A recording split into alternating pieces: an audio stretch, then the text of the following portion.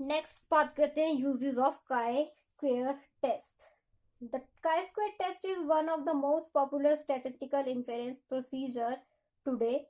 It is applicable to a very large number of problems in practice, which can be summed up under the following heads. Number one है chi-square test as a test of independence. With the help of chi-square test, we can find out whether two or more attributes are associated or not. Suppose we have an observation classified according to some attribute. We may ask whether the attribute are related or independent. Thus, we can find out whether quinine is effective in controlling fever or not, whether there is any association between marriage and failure, or eye color of husband and wife. In order to test whether or not the attributes are associated, we take the null hypothesis that there is no association in the attribute under study, or in other words, the two attributes are independent. If the calculated value of chi-square is less than the table value at the certain level of significance, generally 5% level, we say that the result of the experiment provides no evidence for doubting the hypothesis, or in other words, the hypothesis that the attributes are not associated holds good. On the other hand, if the calculated value of chi-square is greater than the table value at the certain level of significance, we say that the results of the experiment do not support the hypothesis, or in other words, the attributes are associated in. It should be noted that chi-square is not a measure of a degree or form of relationship. It only tells us whether two principles of classifications are or are not significantly related, without reference to any assumption concerning the form of relationship. जो first test है इसमें आप करोगे association का check. Association के regarding आप इसमें check करते हो. सेकंड है आपका use chi-square test as test of goodness of fit. Chi-square test is very popularly known as test of goodness of fit for the reason that it enables us to ascertain how appropriately the theoretical distributions such as binomial, Poisson, normal, etc. fit empirical distributions, that is those obtained from sample data. When an ideal frequency curve, whether normal or some other type, is fitted to the data, we are interested in finding out how well this curve fits with the observed fact. A test of the concordance, that is goodness of fit, of the two can be made just by inspection, but such a test is obviously inadequate. Precision can be secured by applying the chi-square test. The following are the steps in testing the goodness of fit. Number one, a null and alternative hypotheses are established and a significance level is selected for rejection of the null hypothesis. Number two, a random sample of observation is drawn from a relevant statistical population. Number three, a set of expected or theoretical frequencies is derived under the assumption that the null hypothesis is true. This generally takes the form of assumption that a particular probability distribution is applicable to the statistical population under consideration. Number four, the observed frequencies are compared with the expected or theoretical frequencies. Number five, if the calculated value of chi-square is less than the table value at a certain level of significance and for certain degree of freedom, the fit is considered to be good. That is, the divergence between the actual and expected frequencies is attributed to fluctuations of simple sampling. On the other hand, if the calculated value of chi-square is greater than the table value, the fit is considered to be poor. That is, it cannot be attributed to fluctuations of simple sampling. Rather, it is due to the inadequacy of the theory of fit, the observed fact. It should be borne in mind that the repeated samples to good a fit is just as likely as too bad a fit.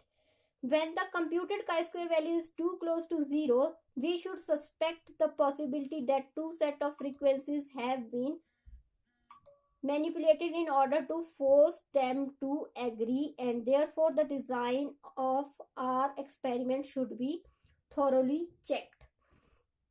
For determining degree of freedom for a chi-square goodness of fit test, we should first count the number of classes for which comparison between observed and expected frequencies is going to be made. As a general rule, the degree of freedom would be k minus 1.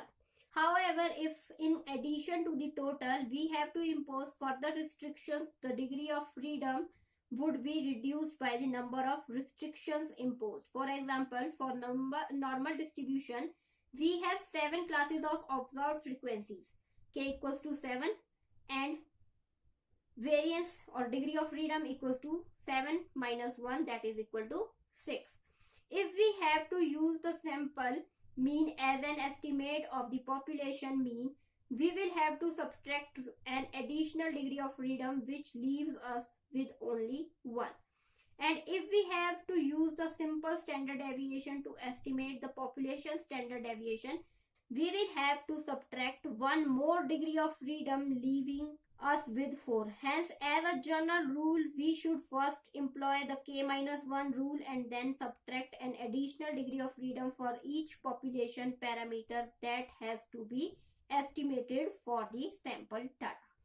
मतलब यहाँ कहने का क्या है, degree of freedom के लिए case में आप क्या करोगे, जो भी आपके नंबर ऑफ केस हैं उनमें से एक नंबर माइनस करोगे.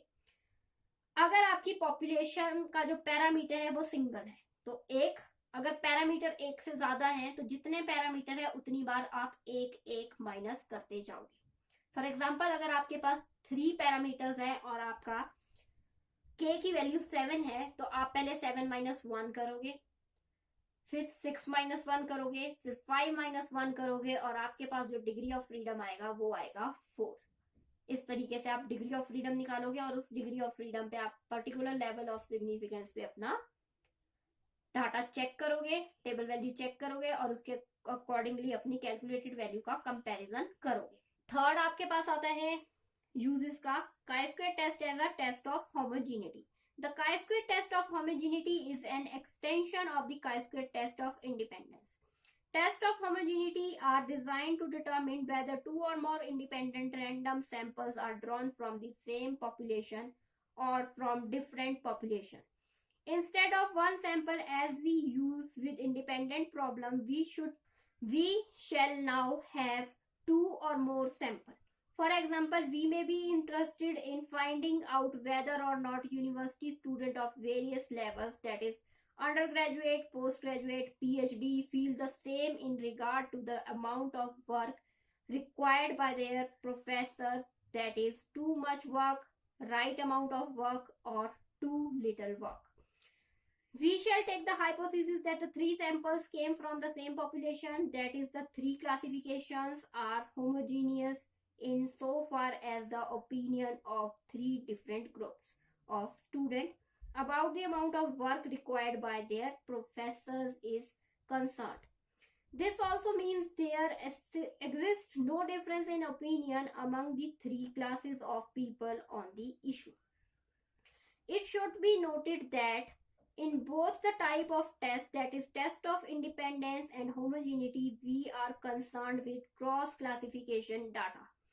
The same testing statistic used for tests of independence is used for test of homogeneity. These 2 types of tests are, however, different in a number of ways. First, they are associated with the different kind of problems. Tests of independence are concerned with the problem of whether one attribute is independent of another, while tests of homogeneity are concerned with whether different samples came from the same population. Secondly, the former involves a single sample taken from one population, but the latter involves 2 or more independent samples, one from each of the possible population in question.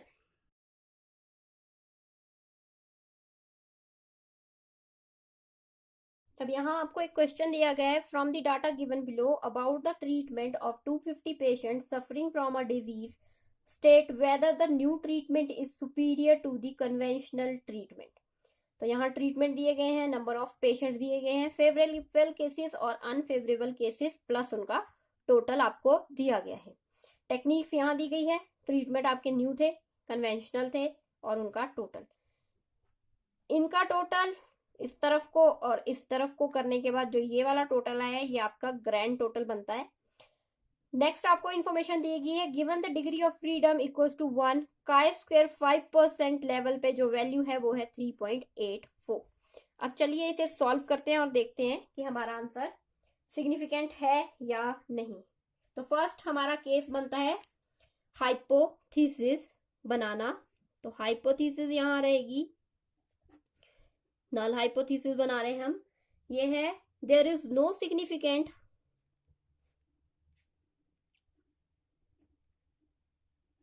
difference between the new and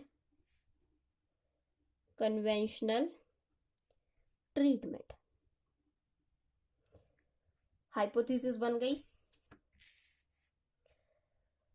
there is no significant difference between the new and the conventional treatment। Hypothesis बनाने के बाद अब हमारा next काम है expected rate निकालना।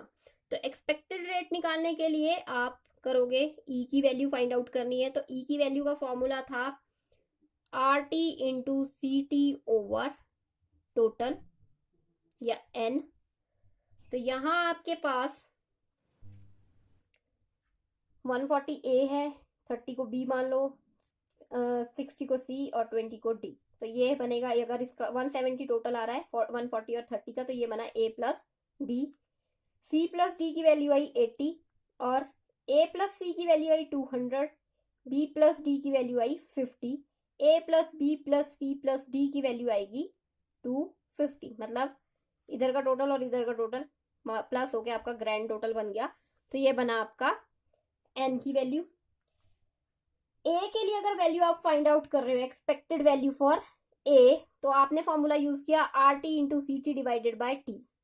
Are T मतलब row का टोटल, किस रो के लिए निकाल रहे हो उसका टोटल 200, हम इस केस के लिए निकाल रहे हैं अभी। एक्सपेक्टेड वैल्यू ऑब्जर्व्ड हमारे पास है, एक्सपेक्टेड हम निकाल रहे हैं। तो 140 के लिए आप एक्सपेक्टेड वैल्यू क्या निकालोगे, 200 मल्टीप्लाई करोगे इसे जहां पे 140 फॉल कर रहा है उसी कॉलम का टोटल, तो वो हो गया 200। रो का टोटल करोगे तो वो होगा 170 और ग्रैंड टोटल है आपके पास 250। तो ये वैल्यू आई आपकी 136। इसी तरीके से हम अब अगली वैल्यूज भी निकाल लेंगे। Expected value for B find out करते हैं। तो बी के लिए जो आपका ये बी है, इसके कॉलम का टोटल है आपका 50 और रो का टोटल है 170। डिवाइड करेंगे आप टोटल नंबर से 250 से और ये वैल्यू आपकी आएगी। इसी तरीके से नेक्स्ट वैल्यू निकाल लीजिए सी एंड डी। सी के लिए आप वैल्यू निकाल रहे हो तो इसका टोटल है 200, सी की रो का टोटल है 80 डिवाइडेड बाय 250। यहां आपकी वैल्यू आई 34। तो यहां बी के लिए आपकी वैल्यू आ रही है 64, सी के लिए 34, डी के लिए 16। ये आपकी एक्सपेक्टेड वैल्यूज आ गई। अब हमने आपका एक टेबल बनाना है फ्रीक्वेंसीज का।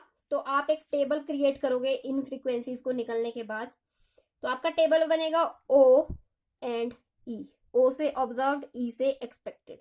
ऑब्जर्व्ड वैल्यूज ही आपके पास ए में 140, बी में 30, सी में 60, डी में 20 और एक्सपेक्टेड वैल्यूज आपकी निकली है 136, 64, 34 एंड 16। अब हमने निकालना है ओ माइनस ई। ओ में से ई को माइनस करेंगे और जो वैल्यू आएगी वो लिख देंगे। यहां आपके पास वैल्यूज आ रही हैं 4 4 4 4। अब हम करेंगे इसका स्क्वायर 16 16 16 16। स्क्वायर होने के बाद अब हम करेंगे ओ माइनस ई, स्क्वायर की वैल्यू हमें मिल गई divided by E, divided by E करेंगे हम ओ माइनस ई का स्क्वायर ओवर ई। तो 16 डिवाइडेड बाय ई की वैल्यू है 136, तो ये वैल्यू जो आएगी आपकी ये बनेगी 0.118। नेक्स्ट केस में भी आप ऐसे ही करोगे, 16 डिवाइडेड बाय 64, ये वैल्यू बनेगी आपकी 0.250। नेक्स्ट केस में 0.7471, नेक्स्ट केस में 1.000। तो आपने जो वैल्यूज निकाली है O minus E square divided by E, ये वैल्यूज हुई 0.118, 0.250, 0.471 एंड 1। अब आपने क्या करना है, आपने इन सबका समीशन कर लेना। तो summation O minus E square over N, sorry N नहीं, ई, एन का ही ध्यान आ जाता है, ई आपका एरर है, O minus E whole square over ई का समीशन जो होगा वो इन सब का टोटल आएगा, और ये वैल्यू आपकी आ रही है 1.839। 1.839 तक आपकी वैल्यू आ गई। अब हमें डिग्री ऑफ फ्रीडम निकालना है। डिग्री ऑफ फ्रीडम के लिए आपका फॉर्मूला है, आप इसे पहले तो डिनोट करोगे न्यू से। न्यू की वैल्यू आपकी होगी r-1 c-1। तो रो है आपकी 2 by 2 का टेबल है, तो 2 - 1 2 - 1 1 और 1 1 1 1 ज़ा 1 आपका डिग्री ऑफ फ्रीडम आया। अब जो आपको क्वेश्चन दिया गया है उस क्वेश्चन में आपको कहा गया given the degree of freedom equals to 1, आपका भी 1 आया है। काई स्क्वायर 5% पे जो वैल्यू है वो है 3.84, मतलब जो काई स्क्वायर की टेबल वैल्यू है 0.05 पे 5% लेवल ऑफ सिग्निफिकेंस है, ये जो वैल्यू है ये है 3.84 के बराबर, और आपकी कैलकुलेटेड वैल्यू है 1.839। तो इस केस में आप करोगे accept the null hypothesis, accept H0 and reject H1। तो यहां जब आपने एक्सेप्ट कर ली अपनी नल हाइपोथेसिस, तो आपका जो हाइपोथेसिस आप लेके चल रहे थे कि there is no significant difference between new and conventional technique और ट्रीटमेंट और मेथड, वो आपका फुलफिल हो गया है। तो अब आप कह सकते हो hence there is no significant difference between the new and conventional method. तो नेक्स्ट चलते हैं अपने नेक्स्ट क्वेश्चन की ओर। ये है आपका a certain drug is claim to be effective in curing cold. In an experiment of 500 patient with cold, half of them were given the drug and half of them were given the sugar pills. The patient reactions to the treatment are recorded in the following table. तो table में जो values दी गई हैं, एक side drug की दी गई है और एक साइड शुगर पिल्स की दी गई है। हेल्प, हार्म और नो इफेक्ट में से डिवाइड किया गया है। एंड में आपको टोटल दिया गया है, और एंड में कहा गया है on the basis of the data can it be concluded that there is a significant difference in the effect of drug and sugar pills। तो फर्स्ट स्टेप हमारा हाइपोथेसिस बनाना। हाइपोथेसिस आपकी नल हाइपोथेसिस रहेगी there is no significant difference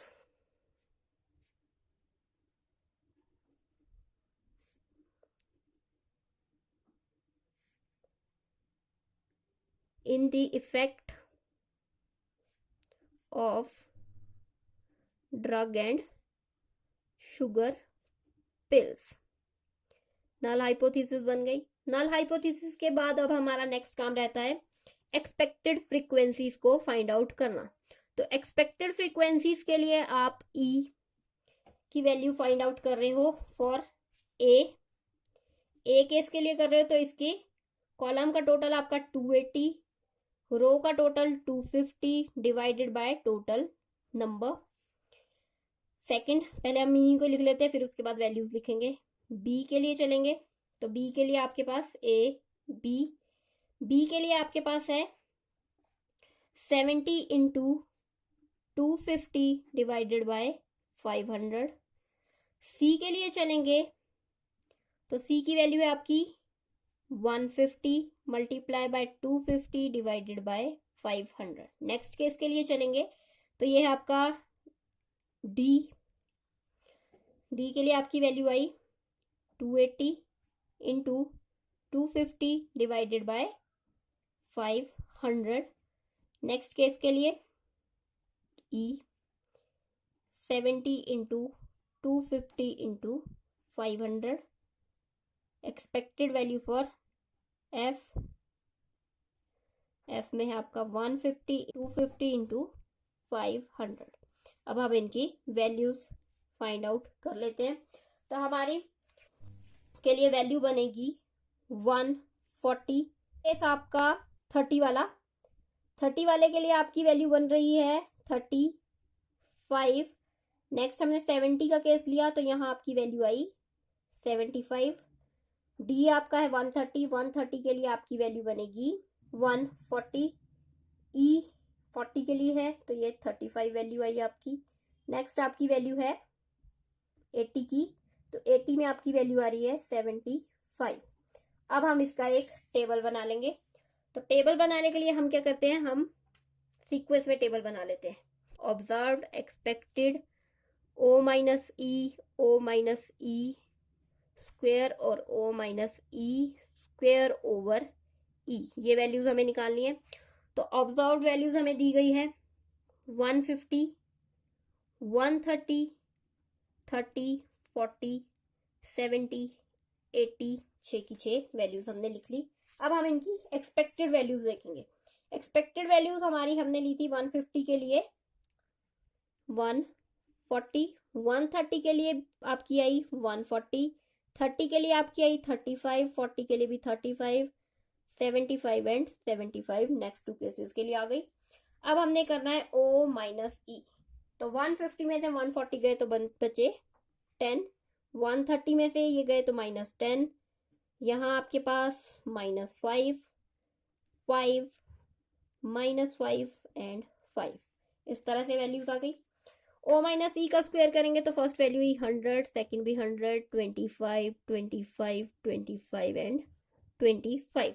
next काम है O minus E square को divide करना ई से, इन वैल्यूज को इन वैल्यूज से डिवाइड करना है। तो 100 डिवाइडेड बाय 140 आपका बनता है 0.714। सेकंड भी आपका यही आएगा। थर्ड है 25 डिवाइडेड बाय 35, तो ये वैल्यू आई 0.714, 0.714, 0.333, 0.333, इस तरह से आपकी वैल्यूज आ गई। अब आपने निकालना है summation O minus E square over ई। ये वैल्यू आपकी आई है जी 3.522। आपको का स्क्वायर की वैल्यू मिल गई तो आप इसे ऐसे लिख लीजिए, chi square equals to summation O minus E square over E equals to 3.522। अब आपने निकालना है degree of freedom. Degree of freedom के लिए फॉर्मूला रहता है r-1 c-1। रोज है आपके पास 2 -1 3 -1, तो ये वैल्यू आई आपकी 2। अब आपने जो चेक करनी है वैल्यू वो करनी है 5% पे करनी है या 10% पे करनी है या 1% पे करनी है, वो आपकी अपनी इच्छा। नॉर्मली हम 5 लेते हैं तो हम डिग्री ऑफ फ्रीडम 2 पे काय स्क्वायर 0.05 की वैल्यू चेक करेंगे अपने टेबल में जाके। तो ये है आपका काय स्क्वायर टेबल। हमने वैल्यू चेक करनी है वेरिएंस 2 पे 0.05% लेवल ऑफ सिग्निफिकेंस। तो अल्फा वैल्यूज जो है आपकी वो लेवल ऑफ सिग्निफिकेंस शो करती है। अल्फा वैल्यूज हमने चेक करना है 0.05, तो 0.05 है यहाँ। डिग्री ऑफ फ्रीडम हमारा आया है 2 का, तो 2 पे ये वैल्यू है 5.99। हमने अल्फा वैल्यू चेक की 0.05, 5% लेवल ऑफ सिग्निफिकेंस है। डिग्री ऑफ फ्रीडम 2 का है तो ये वैल्यू आई 5.99। आपकी वैल्यू आई है 5.99। आपकी जो टेबल वैल्यू है वो है 5.99, कैलकुलेटेड वैल्यू है 3.522। आपकी टेबल वैल्यू बड़ी है कैलकुलेटेड वैल्यू से, तो इस केस में आपकी नल हाइपोथेसिस एक्सेप्ट हो जाएगी। आपकी नल हाइपोथेसिस थी there is no significant difference in effect of drug and sugar pill. मतलब जिन लोगों को शुगर पिल भी दी गई है वो भी उसी तरीके से ठीक हुए जिन जैसे कि ड्रग देने वाले लोगों को फर्क पड़ा है।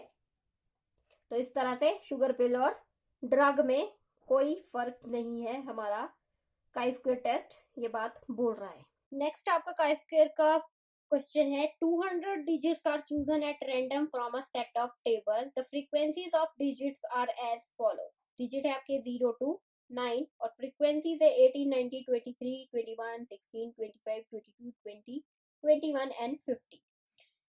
Use chi-square test to assess the correctness of the hypothesis that the digits were distributed in equal number in the table from which they were chosen. तो यहाँ आपकी हाइपोथेसिस बनेगी H0 equals to the digits were distributed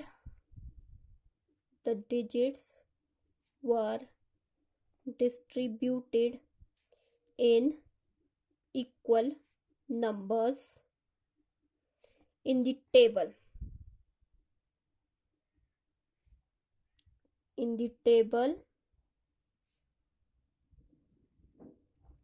आपकी hypothesis बन गई। Hypothesis बनने के बाद आपने एक्सपेक्टेड वैल्यूज निकालनी है, तो हम पहले ऑब्जर्व्ड लिख लेते हैं। ऑब्जर्व्ड वैल्यूज है आपके पास 18, 19, 23, 21, 16, 25, 22, 20, 21 एंड 50। अब आपने निकालनी है एक्सपेक्टेड। यहाँ आपके पास जब सिंगल रो में आपको डाटा दिया गया होता है तो हम क्या करते हैं, हम जो भी आपकी एक्सपेक्टेड वैल्यूज निकालनी है। अब आपको एक चीज दी गई है यहाँ पर कि 200 आपके टोटल डिजिट्स हैं, तो 200 डिजिट्स में से आपको कितने डिजिट दिए गए हैं, आपको 10 डिजिट्स दिए गए हैं। तो आप क्या करोगे, आपकी जो एक्सपेक्टेड वैल्यूज बनेगी वो बनेगी 200 डिवाइडेड बाय ये टोटल नंबर कितने हैं 10। तो आपकी एक्सपेक्टेड वैल्यू बनी 200 divided by 10 that is equal to 20। हर केस के लिए ये वैल्यू आपकी 20 ही रहेगी। आपके पास टेबल सिंगल रो टेबल है तो आप इस तरीके से अपनी एक्सपेक्टेड वैल्यूज निकाल लोगे। नेक्स्ट आपने करना है ओ माइनस ई और उसके बाद उसका स्क्वायर।